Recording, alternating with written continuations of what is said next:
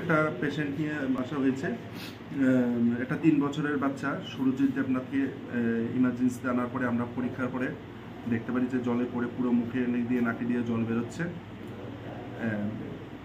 তারপরে বাড়ির লোকের সাথে জিজ্ঞেস করা হলো যে কীভাবে হয়েছে। ওরা নাকি সকালবেলা বাচ্চা টিফিন করার পরে বাচ্চার বাড়িতে একটা গর্ত করে রেখেছিল মাছ চাষের জন্য, ওই জলের মধ্যে পড়ে গেছে। তো প্রথমে বাড়ির লোক বুঝতে পারেনি, ওরা বাড়ির চারিপাশে ঘোরার পর মানে এদিকে ওদিকে ঘুরে দেখেছে, খুঁজেছে, তারপর দেখতে জলের ভেতর থেকে বুদবুদ করে উঠছে।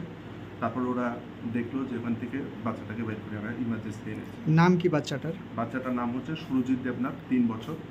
বাচ্চার বাবার নাম হচ্ছে কমল দেবনাথ। বাড়ি হচ্ছে কোনাবন, হরিহরতলা, কমলাসাগর। ঠিক আছে।